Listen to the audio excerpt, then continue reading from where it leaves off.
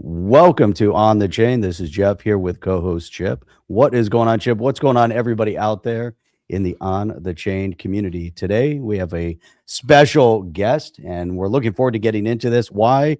Because every one of you, every one of us is one mistake away from losing all of your crypto, and we're going to get into how to protect it. Today's guest is Kris Dangerfield, and he has spent more than 30 years as a software engineer, entrepreneur, and technical leader. For the past 9 years, he's dedicated himself to XRP. That's right. You guys heard it here first. XRP, building tools, educating developers, and helping shape the ecosystem. He's the co-author of the XRPL firewall proposal.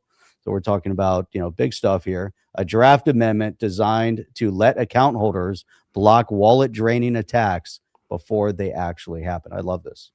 Yeah, and Jeff, he's also contributed to standards discussions, spoken publicly on security and the future of digital asset protection. And what really sets him apart from many of these so-called self-proclaimed crypto experts, it's a combination of expertise and consistency. He's also spent decades building systems where security is not optional. And most recently, he's brought that same discipline to XRP. Specifically, his track record is public, real contributions that you can verify for yourself. So with that being said, ready to get into it? Let's go. Let's go. Welcome to On the Chain.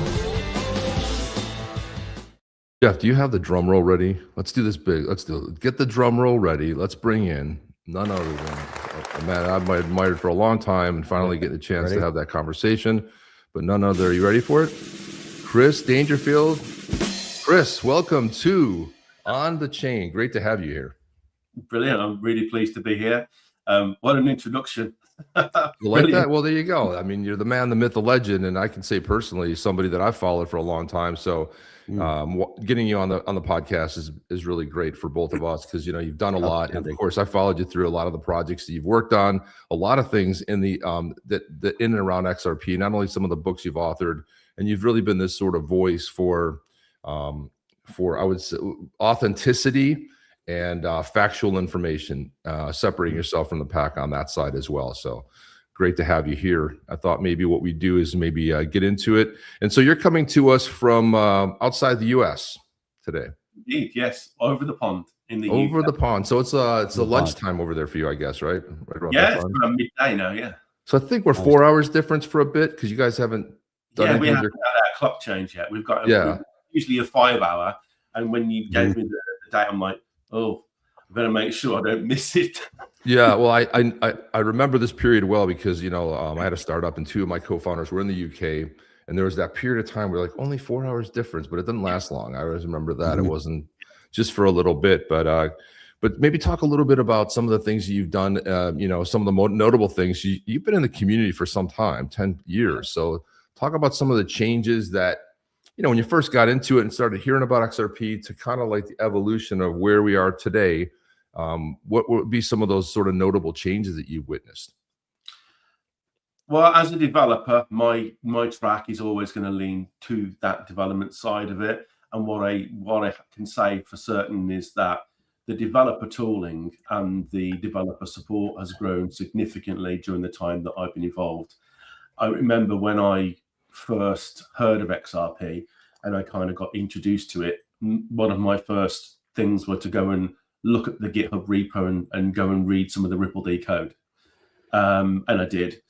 And then I was like, well, how do I even use this? Because as well as being a developer, I'm also very entrepreneurial. I've built many different projects and companies of my own, as well as working for lots of other entities as well.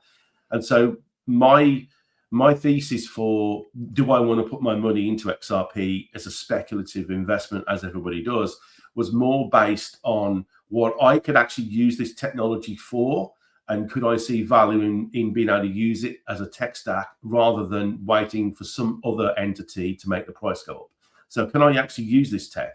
And so when I started looking into it to see what I could build, it was very clear there was a lot of potential, but there wasn't a very clear roadmap for a developer to actually get started. It was actually way more difficult than it probably should have been. And my initial experience of the XRPL was not particularly very good. Documentation was very much average. There was very few resources available. There wasn't much of a developer community at that time. There was a small pockets dotted around.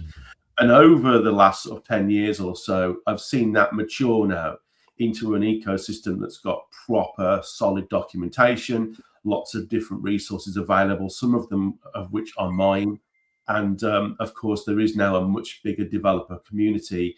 And, you know, thanks to the efforts of sort of like other OG developers in the ecosystem, like YOUR, for example, have helped to create little small communities where the developers congregate and have conversations just about the core development side. So I think the biggest thing I've noticed over the like I say, the almost decade I've been involved is just the development of that sort of like developer infrastructure.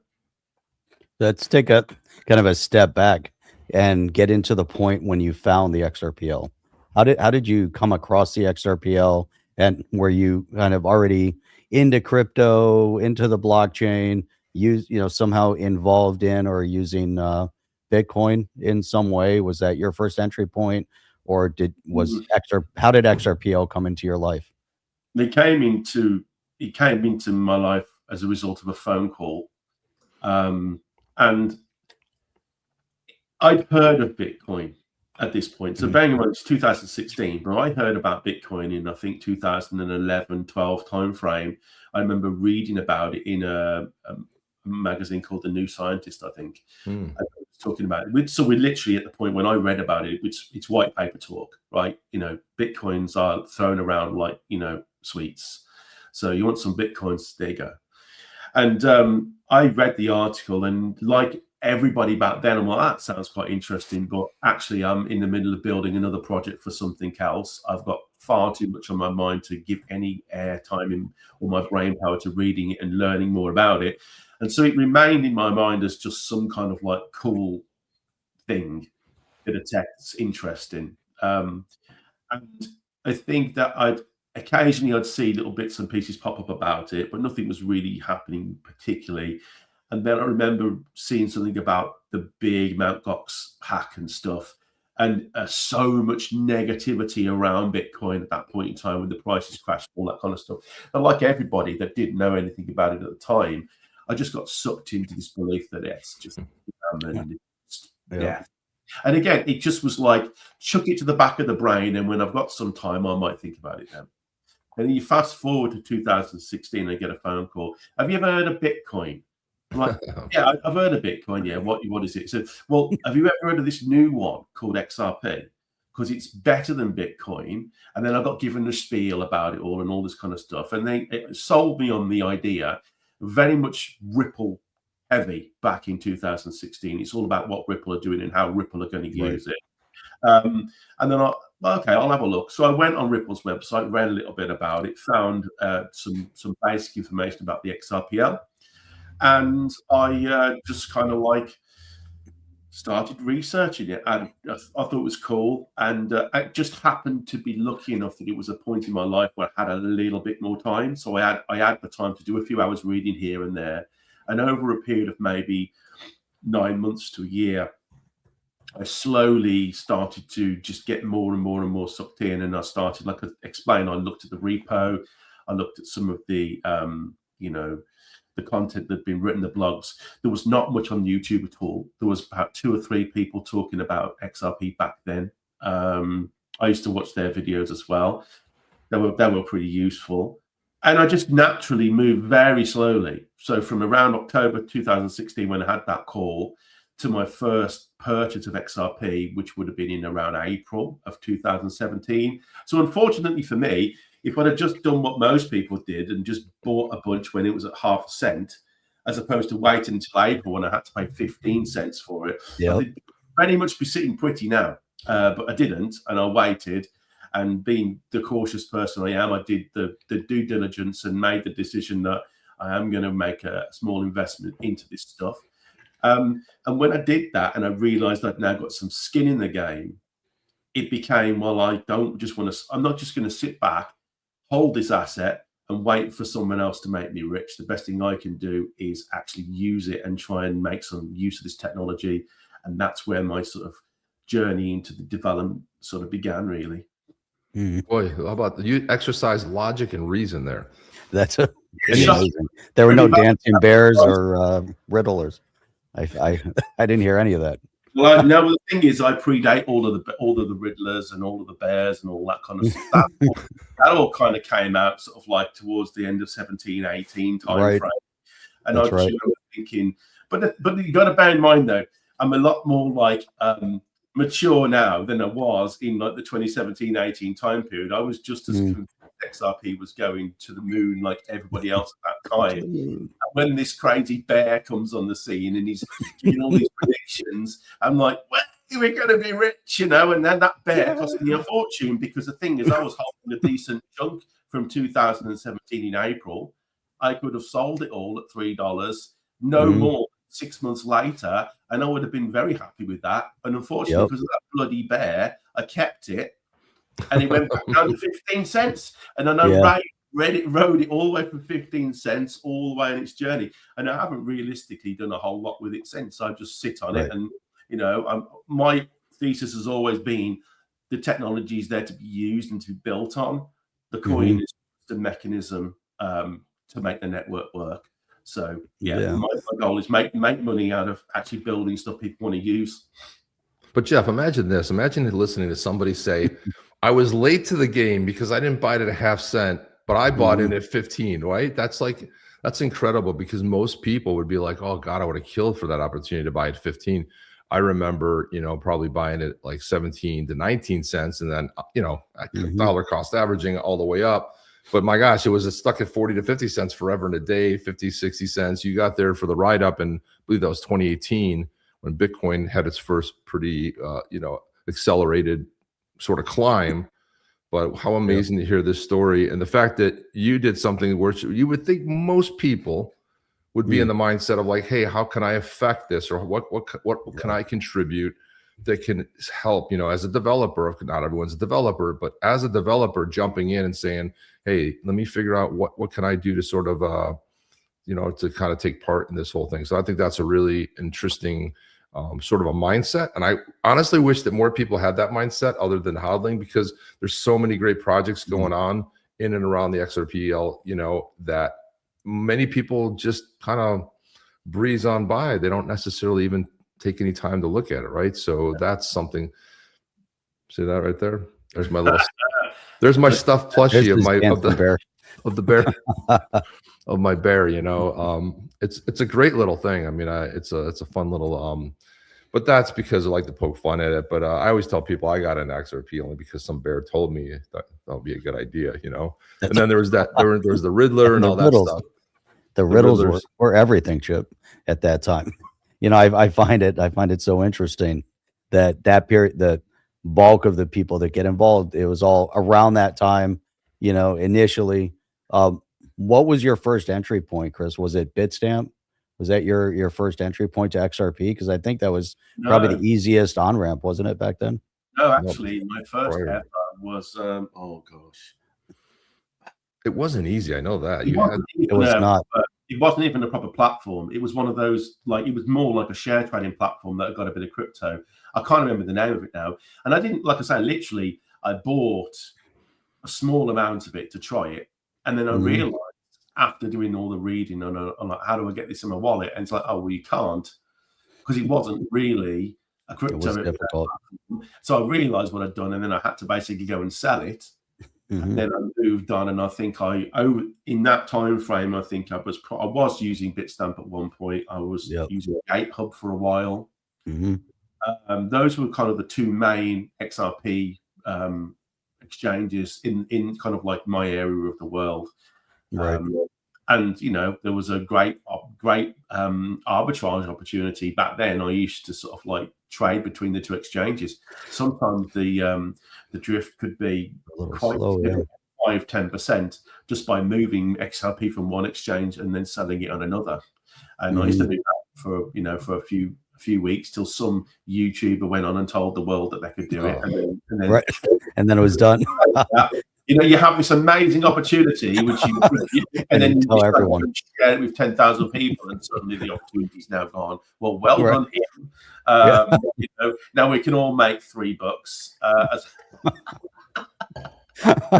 But you know, it's so interesting. I think back to that period of time, the amount of Bitcoin that I purchased and then I exchanged it for XRP was mind-boggling back then. You know, I think about if I would have just kept all my Bitcoin instead of converting it into XRP, but I thought that was the thing to do. I'm like, oh, Bitcoin's going to, you know, so because I got into it, it was like 17 cents at the time. And I remember it rolled up to 24 cents. I'm like, there's something here. And then I start applying day trading techniques to it. I'm like, oh, this is going to destroy me, you know, because of and so the buy and hold was great. But just like with what you were saying, you know, I got in kind of late 2017.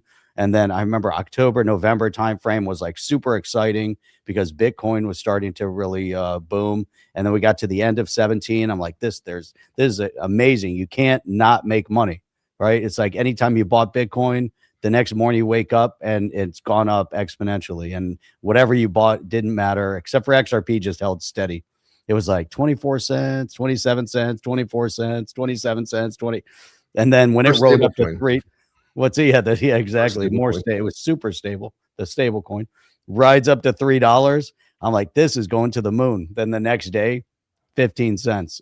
I'm like, all right, just got decimated. This is interesting. There's got to be something to this now. And wrote it. And that was such a crazy time. We have some comments here, Jeff. Look at this. Osmond says, I needed a phone call in 2011 for Bitcoin. But here's the thing. That's right. Some of us got phone calls. Chris talked about the phone call he got, right? Or, you know, but talking about Bitcoin XRP, he heard it, right? So somebody's excited they caught it live, which is fantastic. We've got Osmond said he bought it when it was 15 cents. XRP plumbing 30. He bought it in between 30 to 75 cents. Keep stacking. Sir John says, hello, everybody. And then we've got Zober says that the use case is what got me in. So that was a lot of people were use case, or at least saw that, you know, even back then it was a little bit different when we heard Ripple extensively talking about how, you know, their goal was to replace Swift. I mean, that, and those narratives are still being peddled when it's really moved on from that. There's so much more that's been going on, and you know, Ripple itself can't be responsible. People are like, well, Ripple put an announcement out. Well, Ripple has a business model. It's a $50 billion fintech right now that's looking after its acquisitions and its institutional clients and looking to build. Ripple. That's what they're worried about. Ripple needs to take care of Ripple and the shareholders, and builders can sort of jump in and, you know, have XRPL be more of a, you know, where people are building. Is that what you would tend to sort of agree with, Chris? Is that there has to be a use case? Look at Ethereum. Look at all the builders flock to Ethereum, right? I mean, I'm not saying that's why the price went up, but surely that's where everybody ran because of the smart contracts and the ability to the builder side. Yeah, well, Ethereum ran up and got its name really as a result of the ICO craze in 2017. That's what and it's still running off of that momentum now, because off the back of that momentum, it then brought in people to naturally build in that environment because of the sheer numbers that were sort of like going to be involved in the network. So yeah, I agree with you that you know, Ripple are a company, and if you don't understand the difference between Ripple and XRP, you should probably not be in this space.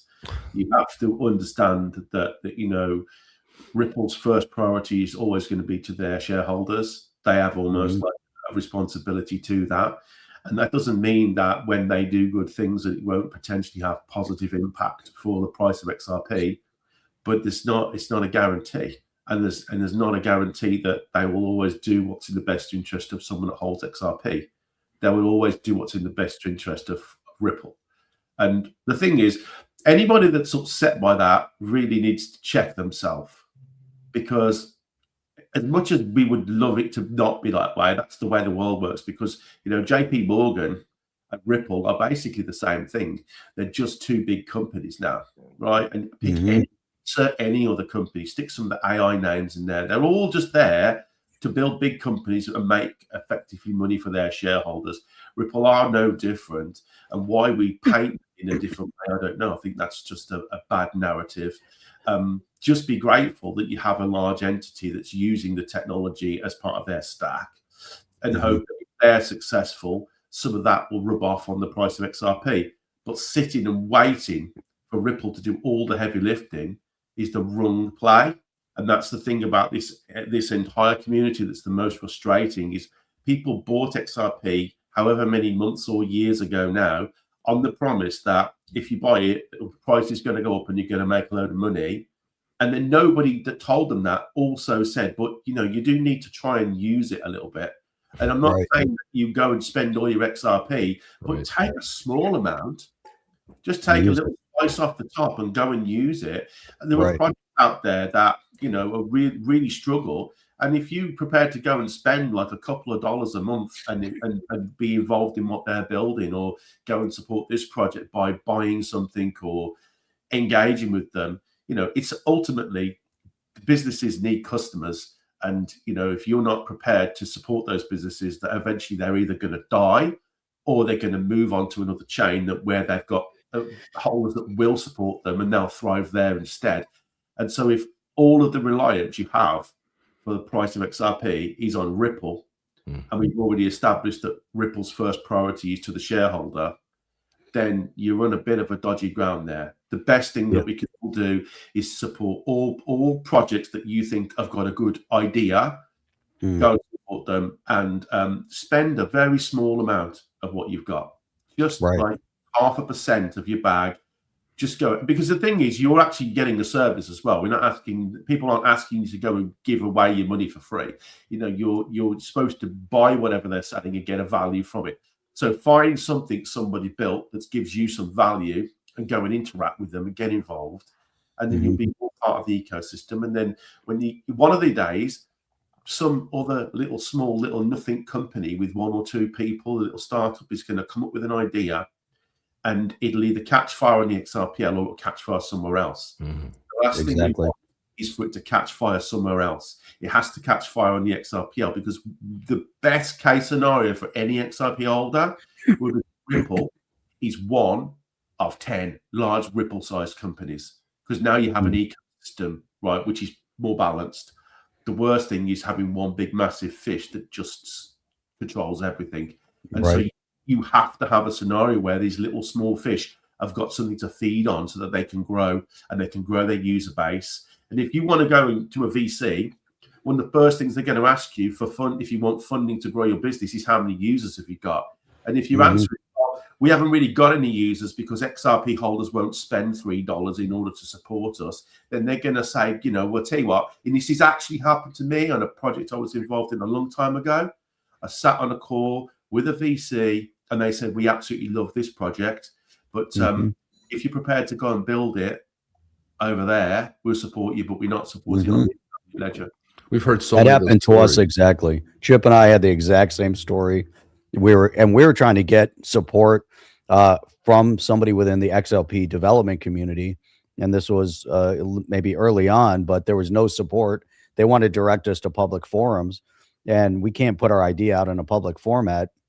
And so we built it as far as we could get. We had a great team together. We were shopping it over actually in Europe. We had a partner over there. We had some good entry points into some big corporation, and where it kind of sidelined. They're like, XRPL, how about if you meet with this other chain, and those guys are going to support your project? And so we met with them, and they're like, yeah, here you go. We'll support you. We love the idea. We're like, yeah, but how do we build what we want on your chain? It's not going to work, and you guys are a one component of it. The rest of it doesn't make any sense. And maybe in retrospect, we should have tried it, just taken the money and said, hey, let's try to do it. But we're like, hey, we want to be XRPL. And one of the stumbling blocks there has been that support mechanism. You brought it up early on, that when you started, there were no documentation, no support mechanism. I think the community at large, and we should probably segue into security because it's really important. But the community at large within XRP, there a lot of misinformation that's been spread, unfortunately, because of specific YouTubers out there that hype and keep hyping up the 589 type mantra versus, and also being super, super, to your point, Ripple centric. And we talk about Ripple a lot because it's growth within the ecosystem. Here's a project that we can focus on that's building on the XRPL, that's making massive changes for crypto regulatory changes as well in legislation. And that's what Ripple has been like, the spearhead of that, some of the players. And so it's really great to focus on them for that. Development within a community, you're 100% spot on.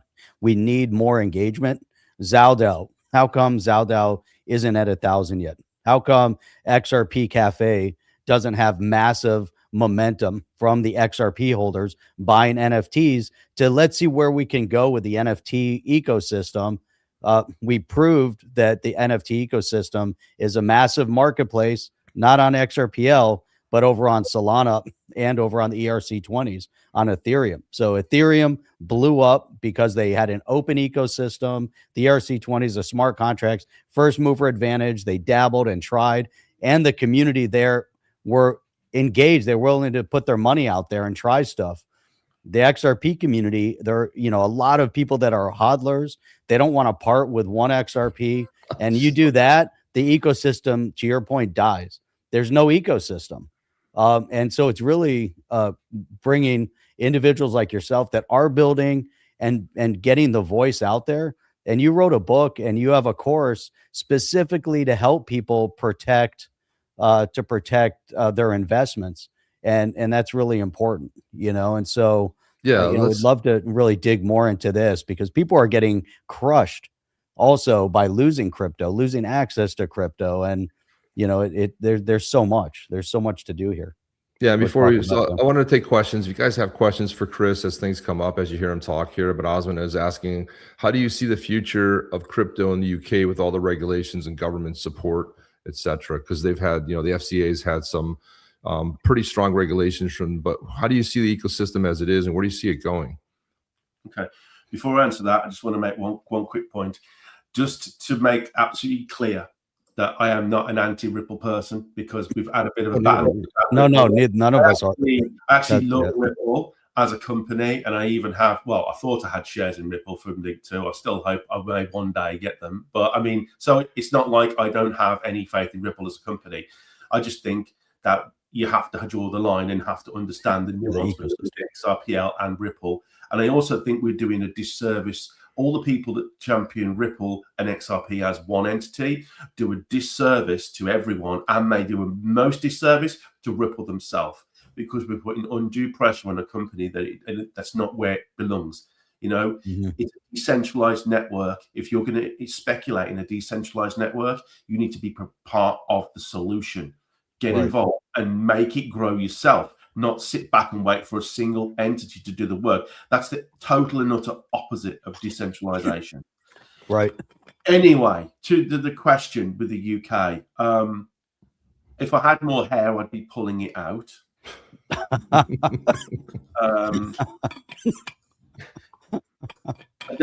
don't know. I do. Like you guys, I love my country. And, you know, that's a natural instinct for most people, for a lot of people, wherever they are. So I don't want to talk too negatively about it. But unfortunately, I thought a few years ago, the UK were, you know, showing you guys how it should be done. And the problem is, in the recent couple of years, as a result of changes in government, we appear to just have taken a different path. And now it just seems like, it feels sometimes to me like somebody infiltrated the government, thought was the best way we can get all the rich people to leave the UK and go somewhere else, probably America, and just leave us with everything that's left.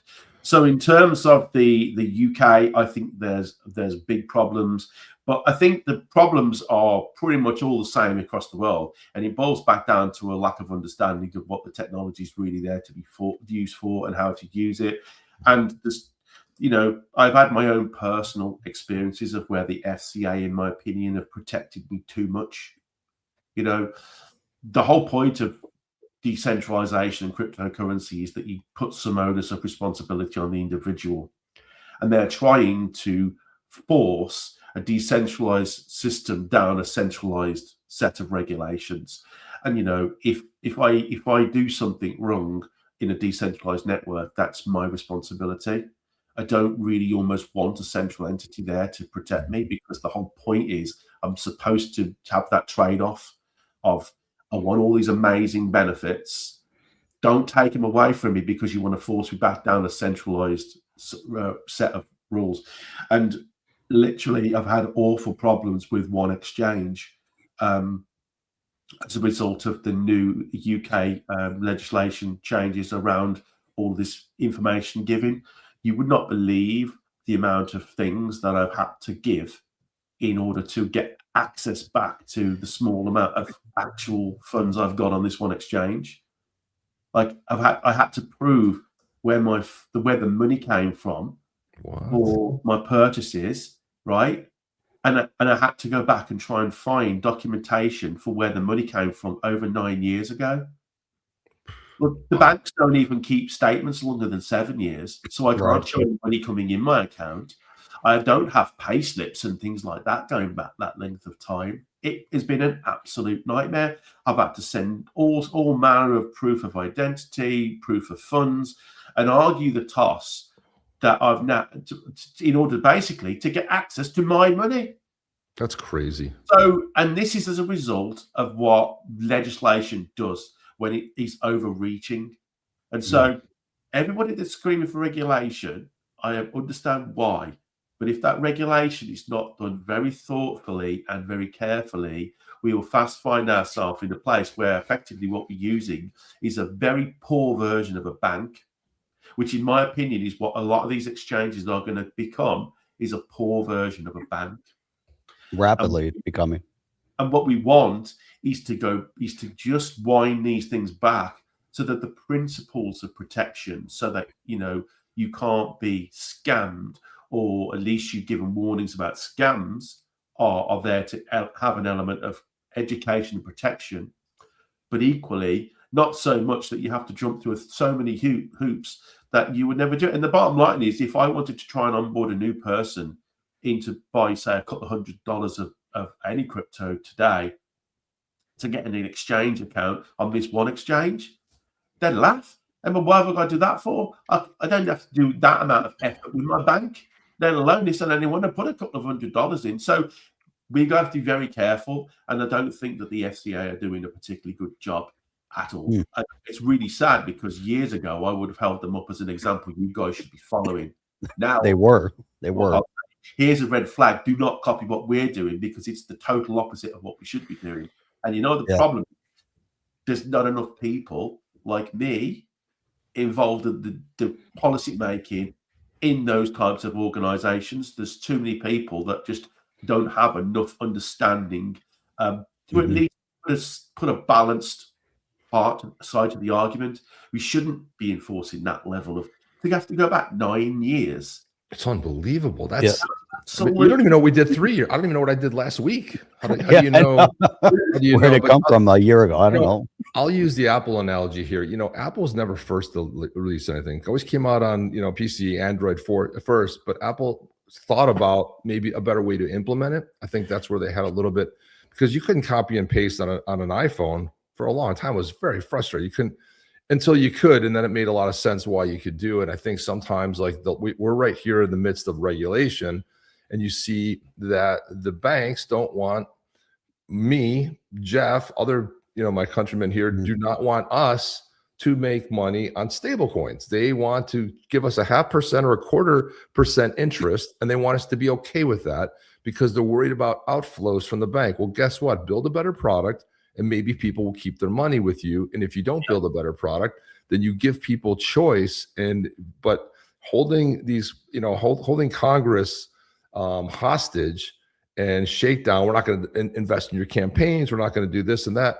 It's against the people, right? So it's like, it's not we the people anymore. It's we, the government, are going to decide what's best for you, little guy, and we'll tell you how to access your money. So in a lot of ways. I mean, Jeff and I were very envious when the FCA was making all these regulations. We're like, oh my God, look at, and you're right, because I think that the UK had an interesting opportunity to become a world leader for crypto. That's where everything should have gone. It should have been out of the UK because it made the most sense. And whether you like banks or not, that's what the banking, infrastructure is. I mean, everything's there. It was prime and ripe for this sort of build out. So it is, I can understand your frustration. We so dropped the ball. I mean, in the nicest possible way. You guys were fumbling it big time. And if we fumbled it, if you're thinking in the UK terms, we're thinking, wow, this is the most amazing opportunity, because now the UK can become the US for the internet, but for crypto. Right. We could have took the whole thing, right? 100%. And we just didn't. I mean, the thing is, we got London, right? Outside of the US, where's the financial center of the world? London, right? We had all of everything we needed was there. All we needed was a bit more like of a push towards it.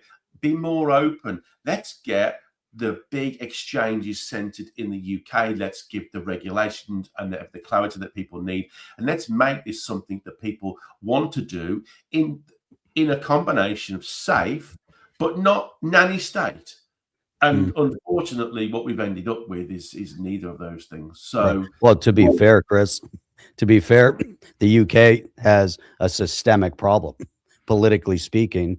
If we were watching an American football game, it would have been really interesting.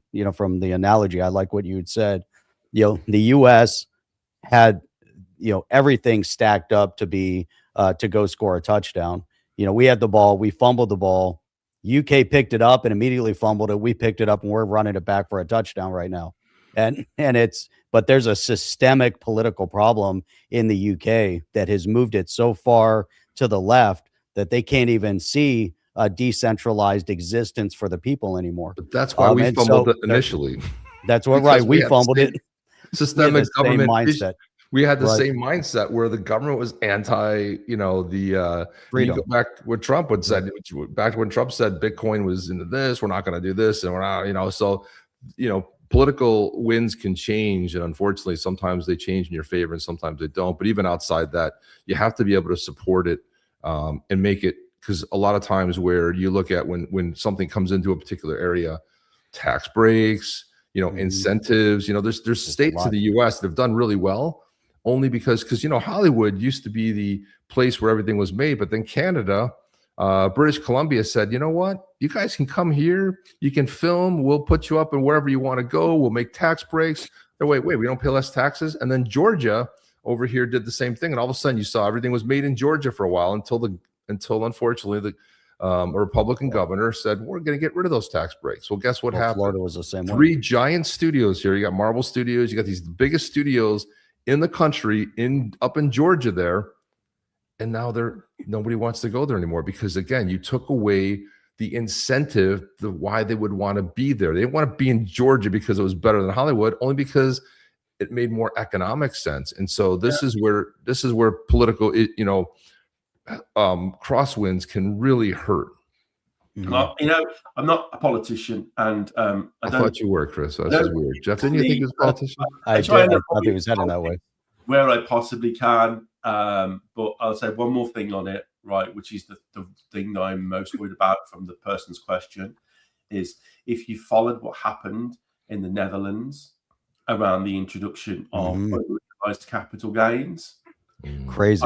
They're insane. I'm extremely worried that we may end up with some person thinking it's a good idea and deciding to try and implement it in the UK.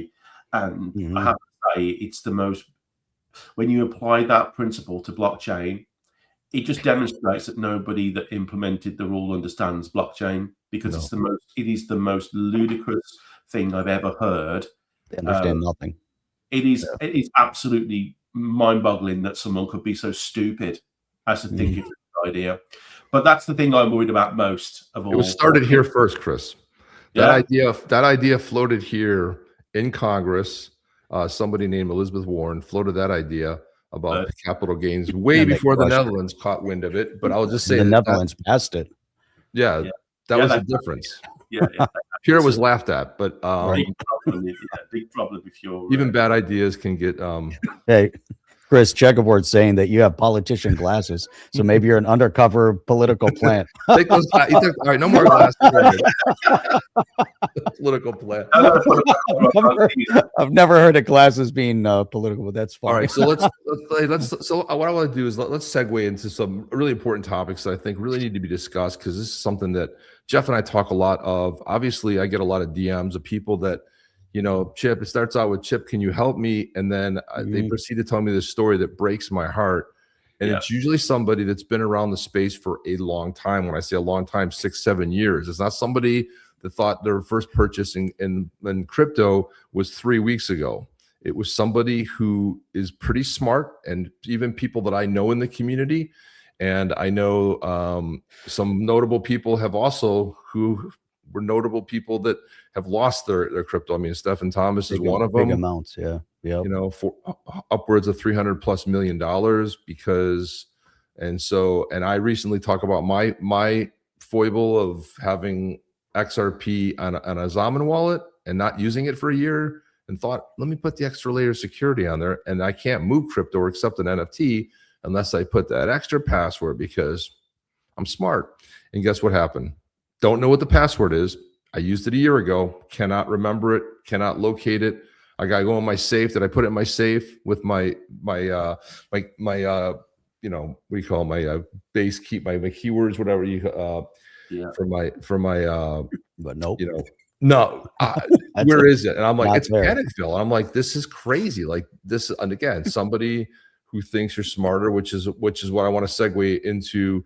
You know, if you think about practical crypto security, happens to be the name of your course, but talk a little bit about what sort of prompted you to, or inspired you, I should say, to really create this from your perspective. And it's a great course, by the way. I purchased it myself because I think that there were some things in there that I thought I knew, and I guess I didn't think about. And so this is why I think it's something really key. Tell me what your inspiration was for putting this forward into the world. Do you mind if I take a 15-second break? No. Well, Jeff, don't worry. Jeff and I will cover you until you get back. But Jeff, I have to say that, you know, from my own perspective, and I think we should share this. You know, I know other people have shared things that have gone off the rails. I know Solomon, you know, recently shared on a space that I was on about how he almost got scammed by something very elaborate as an interview. And you can't. Yeah, all that stuff comes up. You got to be so careful. Well, what it was for him was he had explained that he was having an issue with Teams. So they said, well, here's the link, just download it from here. And then he had turned his back so they did a whole interview with him. Like he was being interviewed as a YouTube, you know, a crypto guy, like we're doing here. And then they got him back on another for a follow-up interview. So they built a trust with him. And I could be getting some of the things wrong. You know, but the real thing that happened was he had to like walk away for a second because they had asked for something and they were taking over his computer. So whatever they gave him wasn't a real Teams thing, and it had something faulty in it, and they were taking over his computer, and he had just yanked the internet cord, you know, grabbed everything, shut his computer down. And he said for him, he runs a company that has a lot of their funds stored in crypto. And he was talking about the fact, and I just happened to be, it was in one of the spaces, it was in one of the Zowdow spaces that Jen and I were running. And I was just like mortified, because here's a guy who I look up to, who's a really smart guy who runs a company. And he said, I thought that my whole company was at risk, and reformatted it. Happens. It's so fast. It happens so fast. It was such an elaborate scheme. You just never know. And I was just mortified. You gotta be so guarded. You have to be so guarded today, and just level of trust. Don't ever connect with anybody that you don't know from that perspective. You know, when we bring people in conversation and stuff, we're on this platform. There's no, you know, if anyone ever has to send you something to download a link on a platform just to be in an interview environment like that, hell no, I'm not downloading anything that you send me. Why would I do that? So Kris, get back to that. So tell us your inspiration for bringing this idea of protecting your crypto and putting it out there. What was your inspiration behind that? Okay, well, the inspiration is if you've ever been on a call with somebody that's just lost everything, and how to deal with effectively the crying, the screaming, the aftermath, and the unfortunate position that you have to be the one that says, I'm really sorry, but it's gone and it ain't coming back. Right. Unless you've been in that position, you can't understand what that feels like. And for most people, the only thing you can really feel, well, you're going to feel, actually, you feel two things, right? First of all, you're going to feel, oh my God, this is absolutely dreadful. I feel so sorry for this person, right? Then here's the uncomfortable bit. You're going to feel, thank God it wasn't me. And you're going to get these conflicting views inside, and it makes your stomach churn. I'm so grateful that it wasn't me that fell for it, but at the same time, oh my God, I can't believe this has happened. Terrible, terrible, terrible. However, for the majority of people, the most you can do is feel sorry for them and console them. With my skill set, I can do something about it. And I felt a bit of a heavy responsibility. There was this one lady that came onto this space that I was on. And she came on and she basically gave the story. I've been hacked, lost on the crypto, doesn't have a clue how it happened. The lady turns out, she's from the UK, so I naturally felt a responsibility to help her. So I ended up giving her a phone call. She's 70-something years old. She heard about XRP through a little friends group, and they've all been buying little small amounts every month out of the spare money they've got to leave as a kind of in their will for their grandkids, to leave their grandkids something when they're older, right? So it's a lovely sort of story. And then she said, and I know that I'm not supposed to ever give out the secret numbers and all this kind of stuff. And I know it's in my safe. I know exactly where it is. I've done absolutely nothing wrong. I cannot understand what I've done wrong. Anyway, bottom line was she fell for the traditional ledger scam, and they took the lot. Mercilessly took the lot. And she's just like, what am I going to do? I can't start again. I'm too old. It's all gone. And I never heard from her again. Anyway, bottom line is that when you experience that, it's horrible. And if you can do something about it, you have almost got a responsibility to try. And that was the motivation for the protocol amendment called XRPL Firewall, which you mentioned earlier on, which is a way of offering an additional layer of protection to everyone. But the bottom line is that for the majority of people, the hacks and the scams and stuff that they fall for don't actually have anything really to do with blockchain. Right. The blockchain itself is by design secure. If it wasn't, it wouldn't be a blockchain, right? You don't hack the blockchain, not the real proper ones. I mean, XRP is a proper, mature, solid blockchain. No one's going to hack the blockchain to get your money, right? They don't get your money out of a blockchain by hacking it. What they do is they hack you, right? And they do it in so many different ways, of different levels of sophistication and different entry points, anything from simple stuff like your email address, right? Just sending you an email with Ledger, and we notice you've got your crypto, and there's been enter any one of 20 different reasons why they'll email you. There's been a breach, or there's been some kind of problem, and we need to confirm your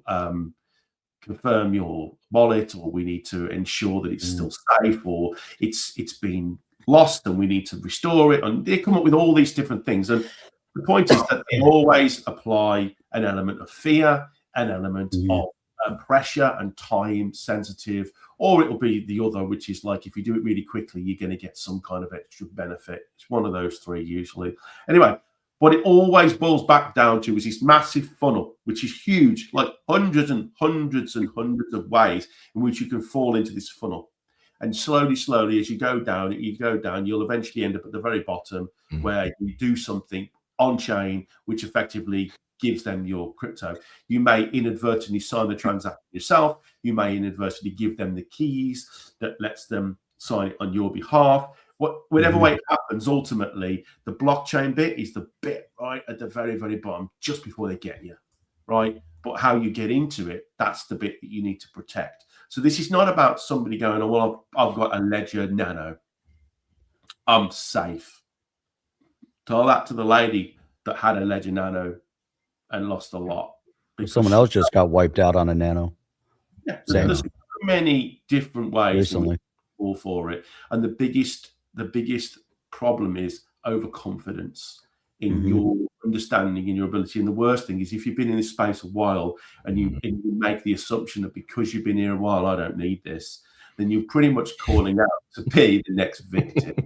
That's me. I mean, I had the overconfidence too. And you know, this is what happens. And this is one of the things that I love. So this is from your website and your course, but it says right here, blockchains don't get hacked, people do.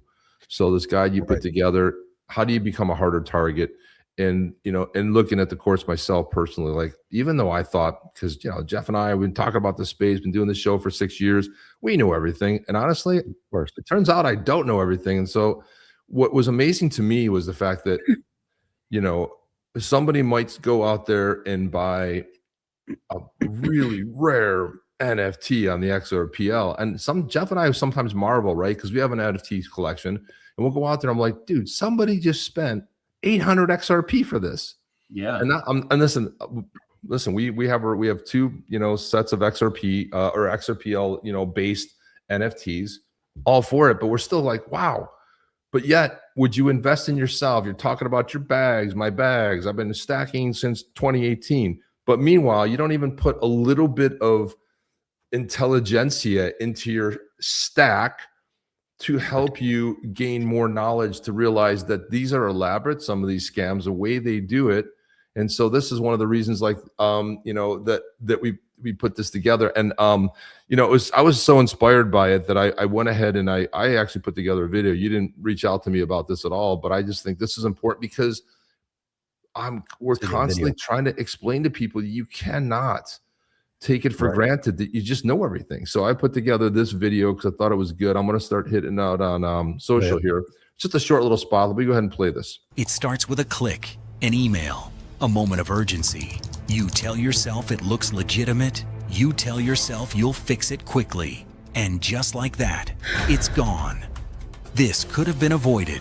Billions of dollars per year are being stolen by hackers. There is a way to educate and protect yourself with practical crypto security. Before you click, know how to defend. Protect your crypto. Protect your future with practical crypto security. That's solid. Good job on putting that together, Kris. Well, it's such an amazing critical project that you put together. And, you know, Chip, I think, summed it all up. Boom, right there in that video. You know, protect. There it is right there. You know, the comprehensive knowledge and everything you have. And so, Kris, tell us a little bit about this course, because I actually thought it was priced pretty for me. I mean, because I'm really steeped in AI, and I paid hundreds of dollars for AI courses. Yeah. And again, a lot of what I did knew, but I picked up enough useful stuff that it made it really valuable to me that I probably wouldn't have learned on my own. Or when it comes to this, when you learn it, it's already too late. So talk a little bit about, you know, what the cost of this course is, and like why it might be a good idea for people to just kind of take a real serious look at it. Well, it's priced at $49.95, right? So, well, $50. Okay. Go work out how much value you've got, divide it by $50, and then get yourself the percentage. If that percentage is coming back at less than a couple of percent, you're crazy to not want to spend $50 to buy the book. However, it's not just about will you spend $50, because the thing is, you do need to realize that if you're in decentralized crypto, you have to accept responsibility, and that's probably the most important thing. Is if it goes wrong for you, you're screwed.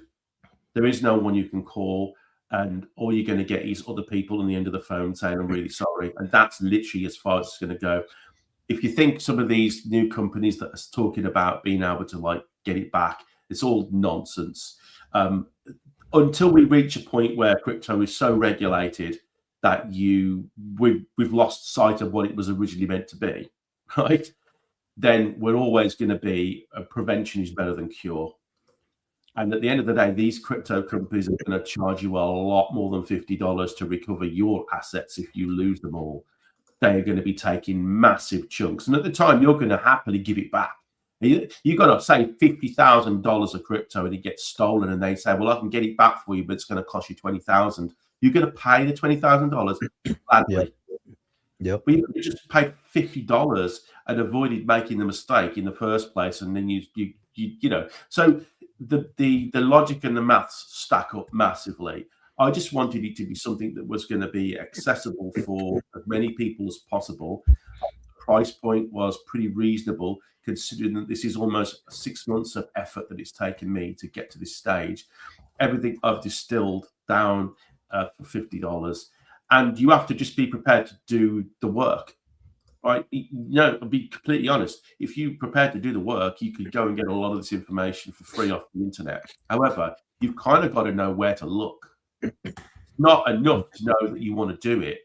You need to know what the things to look out for are first. And there is no curated single location that you can go to which tells you everything you need to Google in order to be able to go and find out. So that's essentially what it is. It's curated.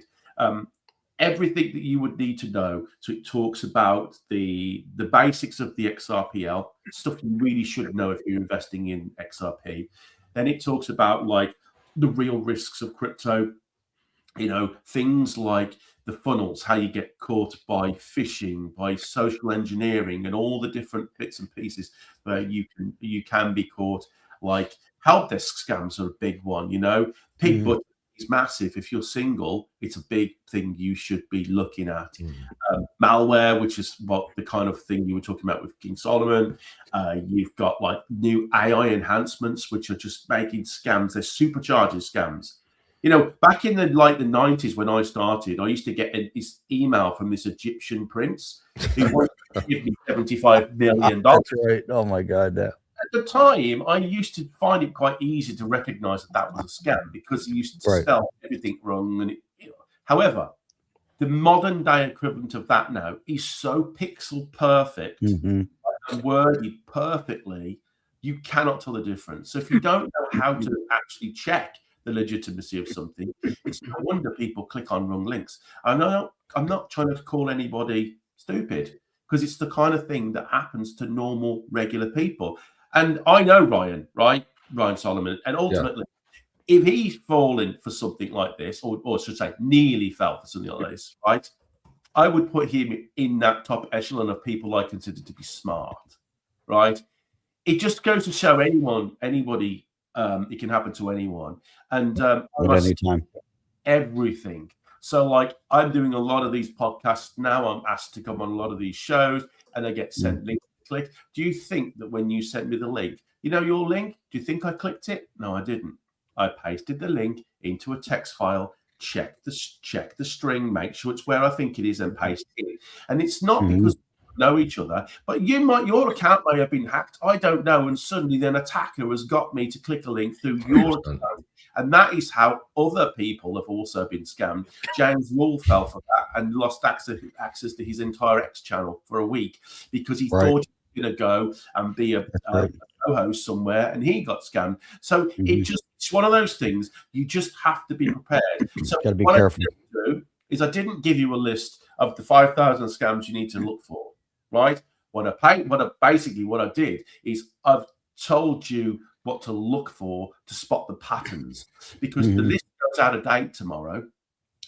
If you learn, how to spot the patterns that show you what is a scam and what's not, then you'll protect yourself far better.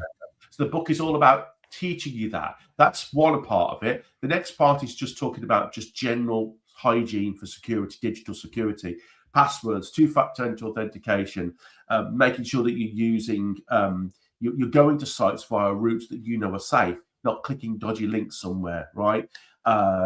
Device segmentation, massive. Network hygiene. How many people just go out and just use their phone and a public Wi-Fi while they've got crypto on it? I think it's more than one person does that. Don't do that.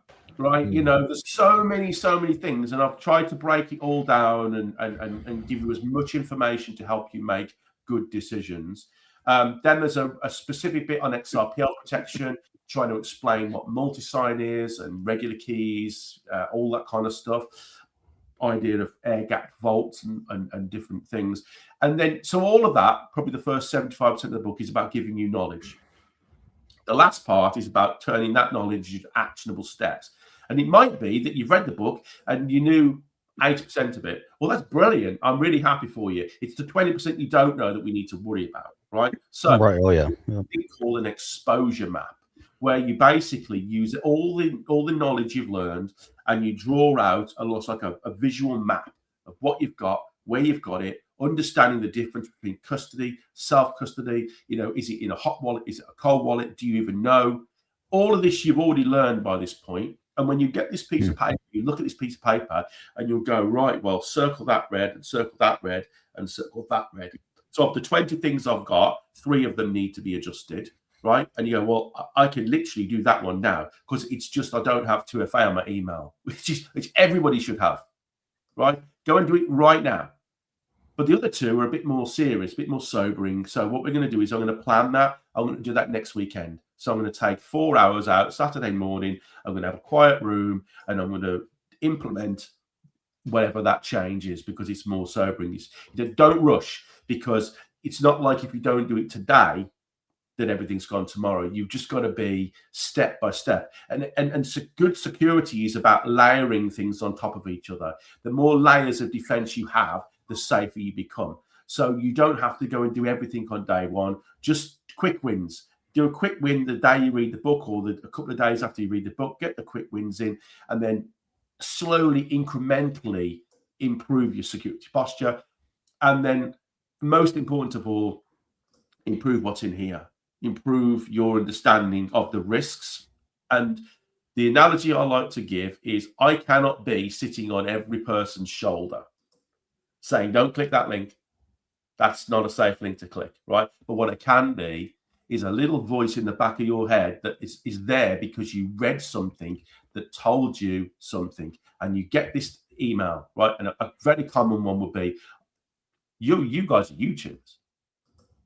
I'll send you an email right now from YouTube. It's going to be impossible to tell it from a real YouTube one. It's going to say your video content has been flagged, and you're going to lose your account. Click here and process. Right? There are more than one genuinely large YouTuber accounts that have fell for that and lost their accounts as a result of it. Right? It's common. But what I did, the email that you've got, it's got a reason why you need to act. It's got urgency around it. You're panicking. You're thinking, oh no, what am I going to do? I've got to do something quick. I'm going to lose it. Click. The minute you clicked, you're in the funnel. You're done. And it's just a spiral down to the bottom. And so you understand that if you can learn to just say, hang on a minute, I remember reading, and boom, Kris says, just take 30 seconds and go and put the kettle on before you click fire break of a few minutes, just to think about what you might be about to go and do before you rush into it, is all you actually need to do to be safe. Because if you don't click that link, you just delete the email, you're safe. Yeah, I'll tell you something. Yep. I'll tell you. So I work enterprise, selling enterprise software, enterprise organizations. In the last 3-4 companies that I've worked for, I can tell you that I have done a pretty damn good job. What they do in these corporations, it's when you're an enterprise org and it's software and there's a lot on the line, there's a lot of IP that you can't afford to get out. You go through mandatory training twice a year, sometimes it's quarterly, and it's the same thing drilled in your head. But you know what the IT department does is they send around the fake thing. You have built into all these emails that it's a specific thing you click, this is phishing, and you report it, right?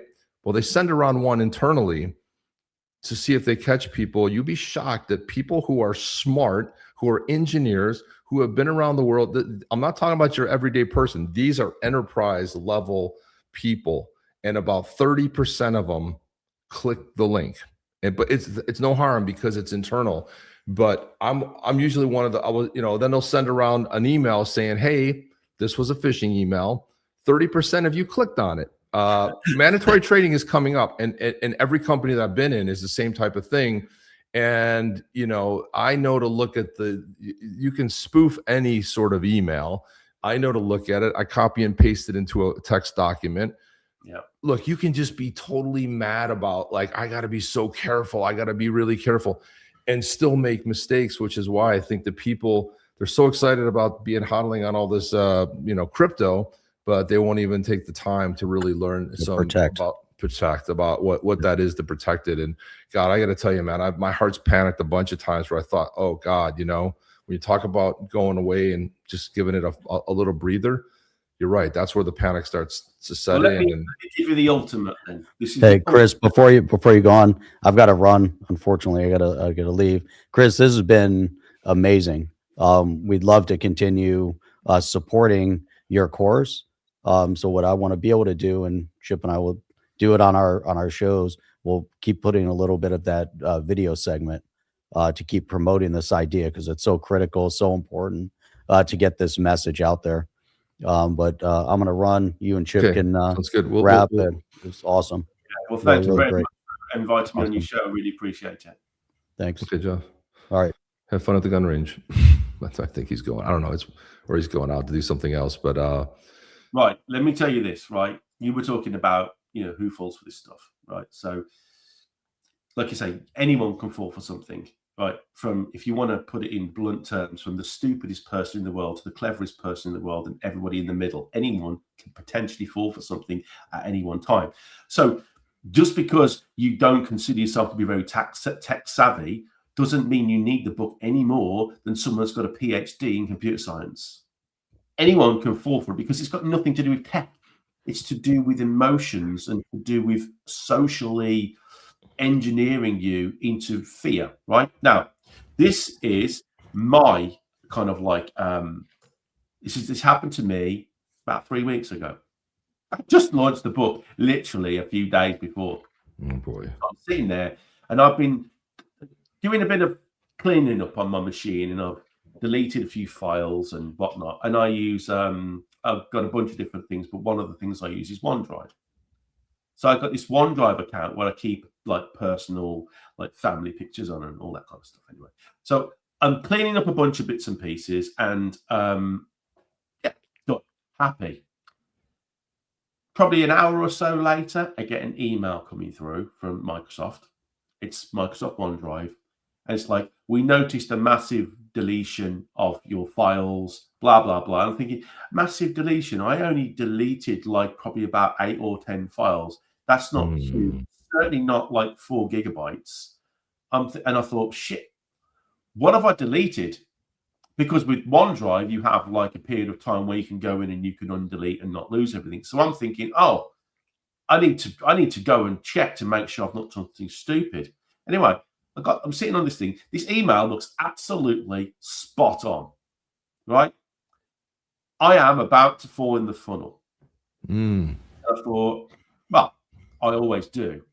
Check. So I'm like, okay, go and check. And I check it. It's not Microsoft. Wow. It's a Microsoft-esque version of an email. Everything about it looks visually bang on. The fact that they just happened to send it like at that time, right? With me knowing I'd done something a few hours earlier was nothing more than just like good luck on their part, right? And I was, at the precipice where you're about to fall in. And it's when you're at that precipice where you need to make sure where everything you're going to learn is where it kicks in, is to say, stop, take a second and breathe, do the 2 or 3 things you need to do, which take no more than a few seconds just to quickly check and just be absolutely certain. I mean, number one, you should never be clicking the link in an email anyway. You should be going to your bookmarks and you should be going to that OneDrive account directly from a reliable source. So in Windows and also on Mac, you can just go to OneDrive directly from within the OS, which is then a safe link. If you click the email link and it's dodgy, you're in the funnel and you're boom. So I'm at the precipice and my natural instinct is fighting me now. I've got this fear that I've done something stupid and I don't want to lose a bunch of family photos, but at the same time, I'm like, stop, check it. And I did. And I stopped, checked it, realized it was fake, deleted it. Then I went and checked just on my own local copies to make sure what I'd done. I know I hadn't done anything wrong at all. It was fine. But it was that combination of luck and fear that it got me for a split second, like literally a few seconds, just in fear that I've done something wrong. And it's that fear that makes you fall over the edge. And the pressure that if I don't go and sort it soon, the ability to undelete will be gone. If they get access to your OneDrive account, they can get access to other elements of Microsoft. And before you know it, they can be in your emails. And when they're in your emails, they can reset 2FA. And when they reset 2FA, they can, all they've got to do brute force your passwords, and they're in everything.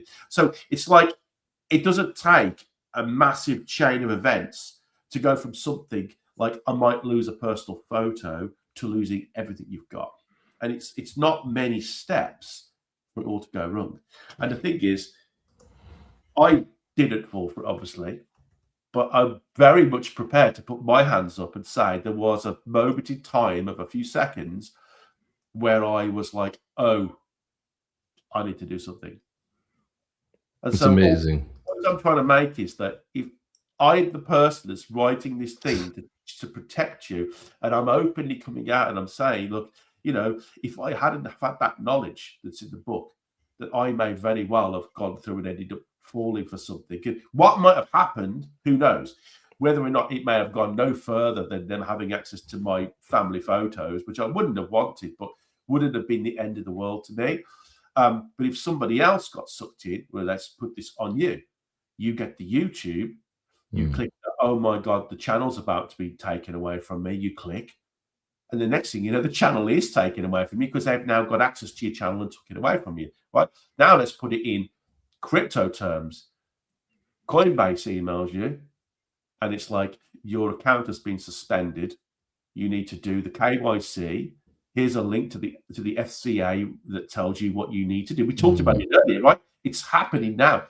You need to do all these things, and we know it's real. And the link to the FCA is real, and they're referencing a real thing, right? So it builds on this fear that it's real. And then you get sucked in, and then you click it, and you go to the website, and now you're on Coinbase's website. And it's Coinbase's website, except for the fact that it's not. It looks identical, but there's a very small little nuance, like you on something like Coinbase.secure.com, which is not Coinbase's website, right? Or you're on YouTube.fun.com, which is not YouTube, but it looks like YouTube. And there's all these different ways in which you can get sucked in. And now it's like, right, log in. Well, okay, I'll log in then. Log in, boom. What do you think's happening when you're logging in? Somebody behind the scenes is actually recording that password. It's more than likely automated. So the second you type that email or password in, it's instantly logging you in right now to the real Coinbase website. Or I should say it's logging the attacker in, right? Then it's going to be like, next stage, enter your 2FA, right? You get the 2FA message through, and you put the 2FA message into their website, right? And you've got 30 seconds, right? It's automated. Within 100 milliseconds, your 2FA is in their database. It's now in the Coinbase, and they're logged into your Coinbase account. It's really... And a minute later, everything you ever had is gone. Well, Kris, you know what? I'll tell you something that really amazes me. So OpenClaw, when OpenClaw came out, okay, so people are buying Mac Minis, they're installing it on there, they're giving access to their email. First thing I thought of was, well, suppose you get one of these phishing emails and it's responding to your email, or it's clicking links, right? I mean, why would you ever give something that's not, you're not going to ever be able to author the right guardrails on it? So I'm thinking to myself, yeah, do I get envious sometimes of what people are doing with OpenClaw? I do. I think it's great. But would you want to sacrifice? The whole thing about AI too is that you got to be careful there, because everything you enter into a console is public and it's training on it. So you never want to put any sort of valuable information on there. You can actually go to Hugging Face and you can download LLMs that'll handle most of what you're looking for, that is self-contained on your own computer.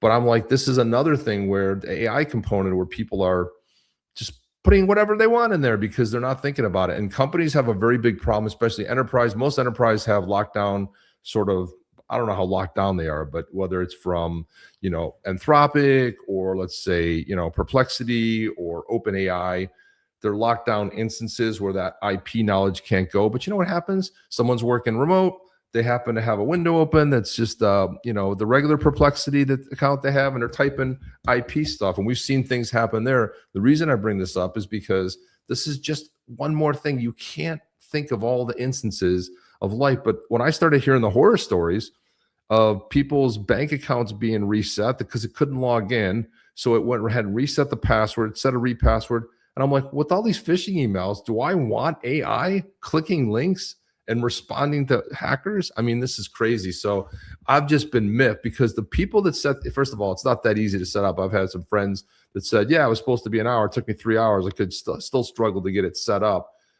But they're giving their lives over to this thing to say, sure, handle my life. And, you know, I'm like, what if your seed words are in there?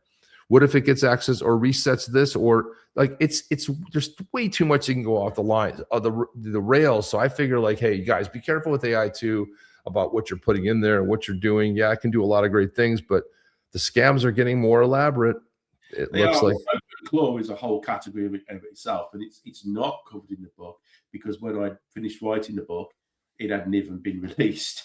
But also that's like next level. I mean, most people aren't going to engage with setting up a computer. However, I'll tell you this now, for OpenClaw perspective, anybody that's thinking about OpenClaw, you should engage with it. You should, if you can. I mean, it's an amazing tool if used correctly, and you don't have to be a genius to set it up in a relatively safe way.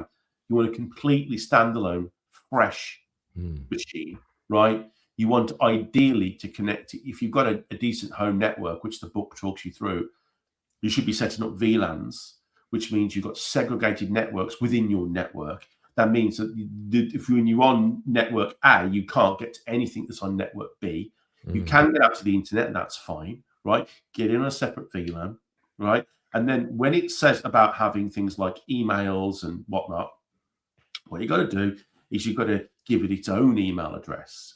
You've got to give it its own accounts for, you know, Word and whatever you want it to do. It needs to have its own accounts. Now, yeah, that might mean that you have to have another subscription somewhere, or like if you want to get it to do review code, right? You create a new GitHub account for it. You do not give it your own GitHub account. All right. Yeah? And so you let it go in, and you put the guardrails in place. All these guardrails have nothing to do with AI. Like you could take on an intern, right? If you took on an intern, would you give the intern access to your email and your passwords? No, you give the intern their own email address, and you'd make them set up their own passwords. Treat the AI like an intern, give it fresh everything, and make him start from scratch and everything. And when you get to the point where you want to start having it like looking at your emails, you need to just do simple email things. Like you could give access to read your emails, right? And it can read the emails, but your instructions are going to be to just order them and let you know the ones that you really need to look at urgently, and just leave the rest for you to handle at some later date. But you could do that, and that's perfectly safe. Now, if that AI does click on a link to your YouTube to try because it's worried that you might lose your channel, right? The AI will not have access to your password. So it will not be able to log in, and it will not be able to compromise you as long as you don't give it access. And by give it access, I just mean don't put it on a network where it can get access to your stuff, and give it fresh, everything new. And if you apply those simple principles to OpenClaw or any kind of AI thing that you're doing, you're gonna cut down the chances of being one of the people that lose out in some way dramatically, like by an order of like probably from 100% down to like 1 to 2% chance.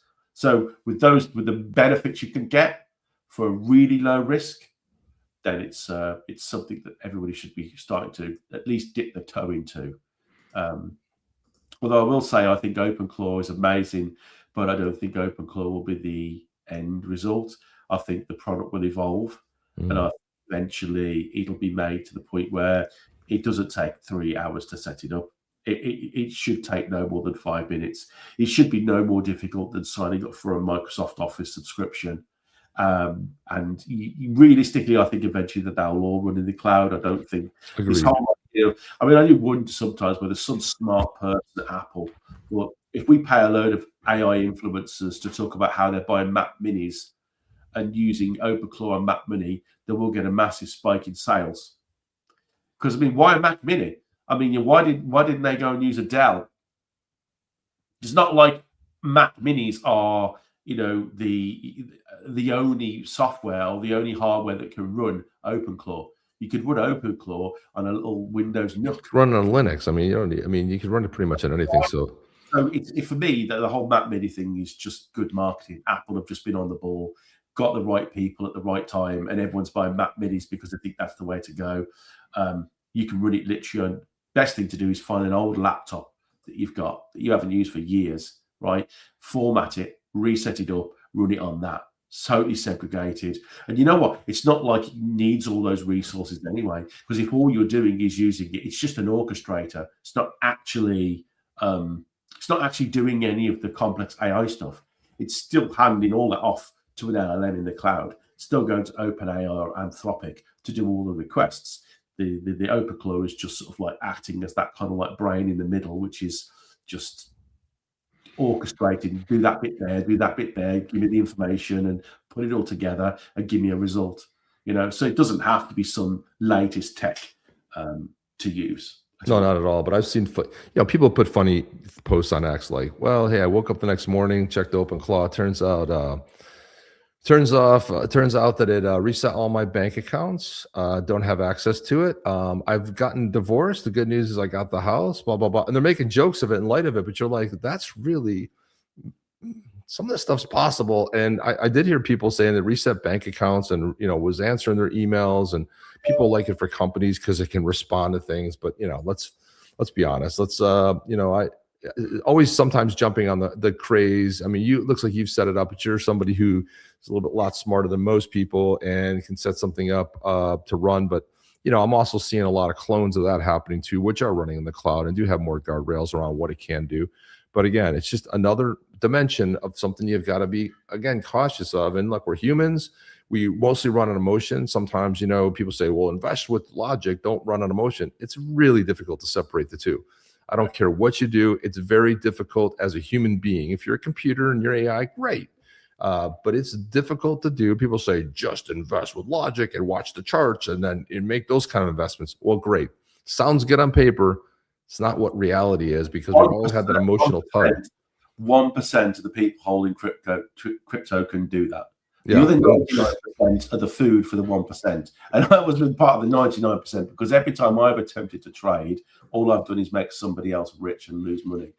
Hence, I don't know. I literally haven't for years. Just no point. Every time I attempt to do it, I make a bad decision. And you're right. It's usually because we're very emotional, and it's very difficult to be that clinical and make a decision based on purely on logic. So if you're holding crypto, the same principle for the reason why you shouldn't be trading is the same principle of why you really need to think about your security, because it is not going to be the technical solutions you have that are going to let you down. It's going to be you. It's going to be your emotions. It's going to be your fears that actually is where the scams or the hack starts. That's a tough pill to swallow. Now, can people buy? You said it's $49.95, but can people purchase with crypto also? Yeah, so we've talked a long time, haven't we, about answer the question of $50. So that's where we left off. It's $50. Right. There's a bunch of codes floated around now because it's new, and I'm trying to get some traction. The best traction for me is for somebody to go and buy it and then talk about what they've learned and how it was useful for them. And that hopefully will drive further sales. So there's a bunch of codes that people can use that will bring that down by $15 to $35. And if you pay, and you can buy it with a credit card if you want to, but if you pay with XRP or RLUSD, then you can get another $5 off.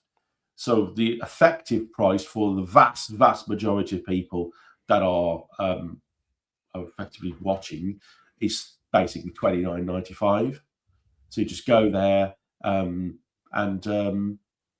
just get it. See how you go. And the thing is, right, I would encourage everybody at the very minimum to just go and create a free account, because you don't have to pay to start.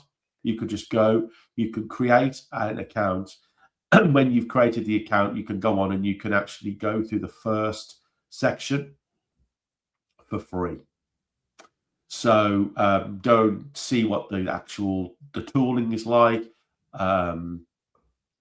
Yeah, that's it. You're doing it now. So if you click buy, you'll get prompted to register. Your registration is actually really simple. So if you click buy now and then click register, so you can sign up with either an old-fashioned email and password, very simple. You can link and sign in with your Google account. You can also sign in with X, which means that your email account is not then known to be.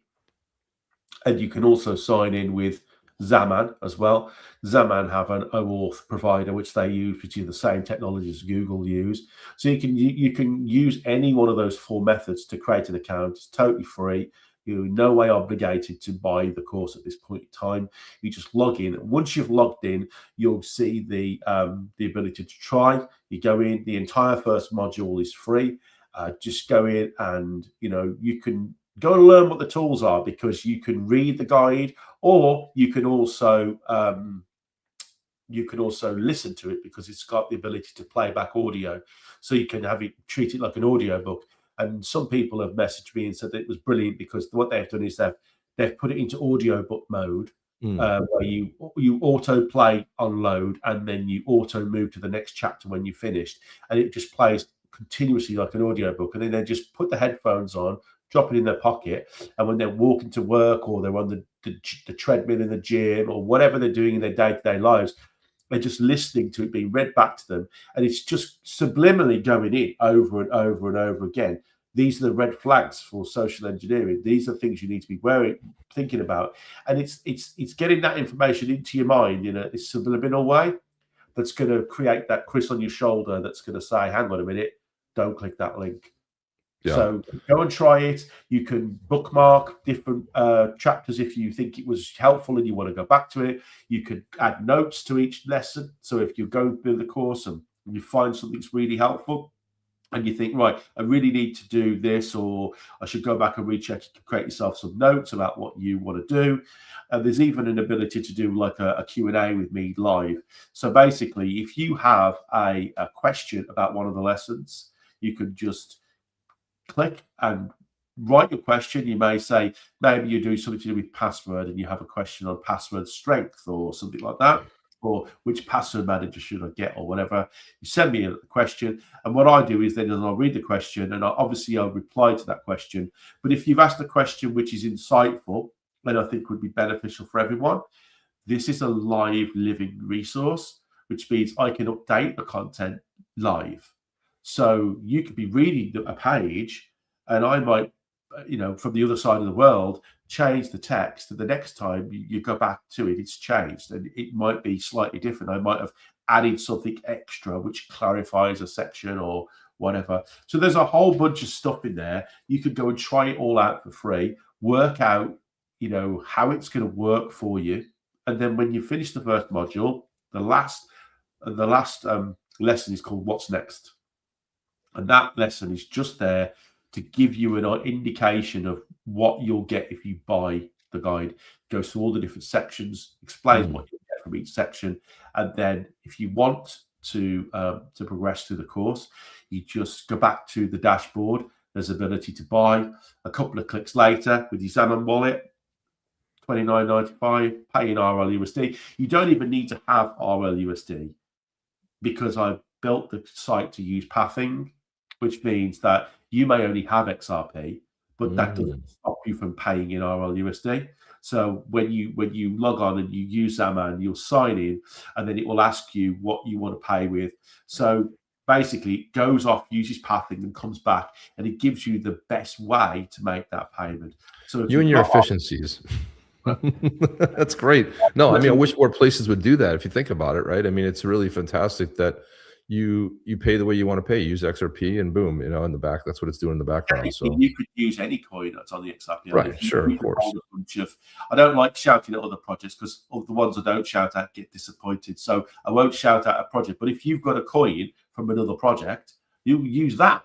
As long as you've got $30 worth of that coin and there's a market open happen somewhere, or there's a route to a market through 3 other coins to XRP to RLUSD, you can pay with that. And that's the beauty of pathing. And so there's not really any reason why somebody shouldn't be able to buy this if they've got an XRPL wallet. And you can use Zaman, or you can use Crossmark, which is the browser extension for Chrome, which is pretty good. And if you don't have either of those and you just have a Ledger or a Trezor, there's still a mechanism whereby you can buy the book with crypto. The mechanism I built basically works exactly the same as if you were sending money to an exchange.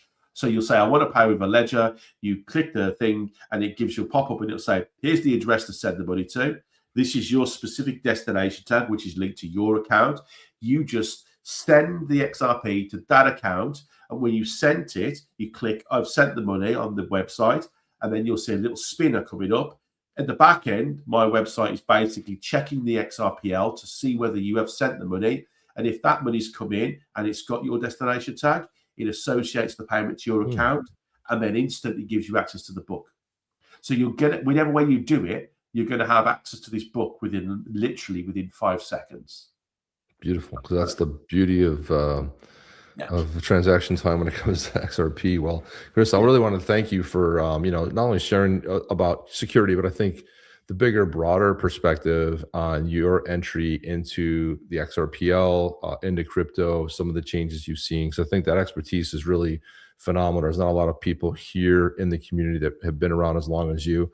And so I really thank you for coming on. It's been great because I've interacted with you for so many years. So it's great to actually finally, meet you in well, I'm gonna say this in person, but at least have you on the pod and, have a conversation with you. So it's been fantastic. So thank you for coming on. I really do appreciate it.